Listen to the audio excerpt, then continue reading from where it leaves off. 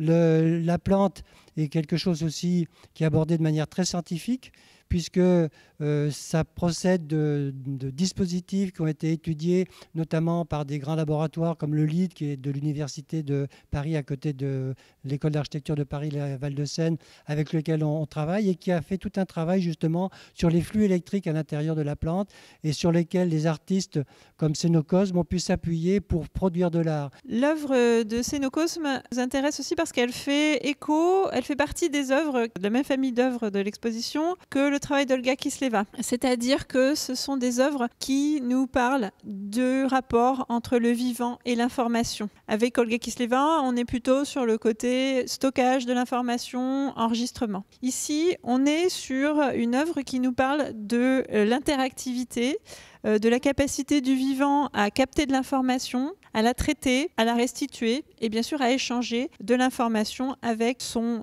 environnement. Cette notion d'information, elle est très importante, elle est très présente dans l'exposition.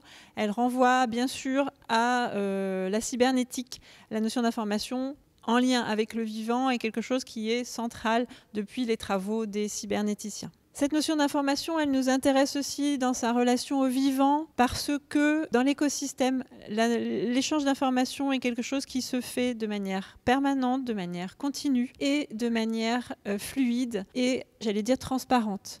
Dans un écosystème, les échanges d'informations sont multiples, sont variés et on a une infinité d'informations qui circulent en permanence entre les différents êtres qui composent cet écosystème et leur environnement. Ça nous renvoie à la question du big data. On est donc face à une sorte de big data du vivant qui, dans la nature, est traité donc de manière complètement simple et transparente. Donc c'est très inspirant pour nous, en tant que concepteurs, qui nous posons la question de nous approprier cette question du big data. Alors cette fois du big data à la fois naturel qu'on peut capter, mais aussi du big data artificiel, celui qu'on produit, notamment en ville, mais aussi dans un bâtiment, qu'on produit en permanence. Et donc on est à la recherche de modèles, d'outils, de notions qui vont nous permettre de nous approprier ce rapport au big data. Et donc là, on a une démonstration de la manière dont la nature peut nous fournir des modèles pour nous approprier ce rapport à une information massive. Je suis Grégory Lasserre. Avec Anaïs Meddenokst, nous formons le couple d'artistes Cénocosme. Et ici, nous présentons une œuvre qui s'appelle Phonofolium. Il s'agit d'un arbre,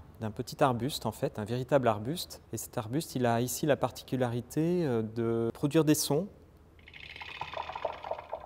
quand on le caresse, quand on l'approche aussi. Cette œuvre-là réagit en fait à l'énergie électrostatique de notre corps humain. Cela fait de nombreuses années que nous réalisons des hybridations entre technologie et éléments naturels. Nous avons tout un travail en lien avec le végétal. On amène justement cette relation corporelle, sensible, délicate entre les spectateurs et le contact humain, le contact de la peau. Là, elle vient de changer de caractère, par exemple, parce que comme nous, elle a son caractère qui évolue au fil du temps.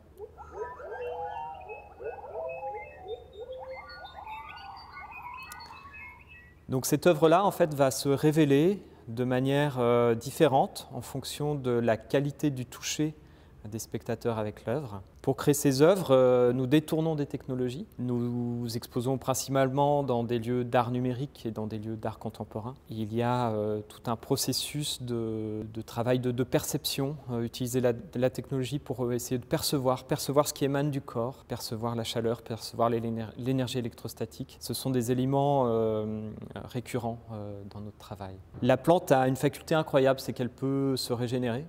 Parfois, au cours de l'exposition, peut-être que certaines feuilles vont tomber.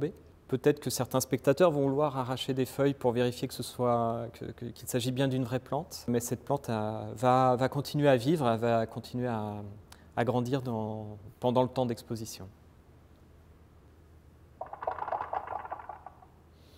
Par exemple, ici, si je la caresse délicatement, elle va émettre un son qui peut plus évoquer un ronronnement. Donc je suis à quelques distances de la plante, je la touche à peine, je l'effleure à peine. Et si j'approche un peu plus, si je presse un peu plus, je vais transmettre plus d'énergie électrostatique.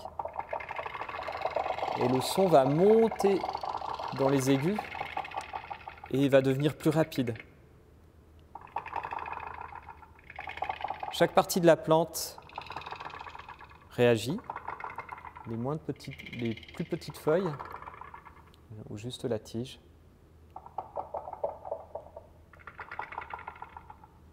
Donc la relation proposée en fait est très délicate. C'est surtout pas le mouvement, c'est vraiment le toucher, le contact, le fait d'être à l'intérieur, de rentrer à l'intérieur aussi.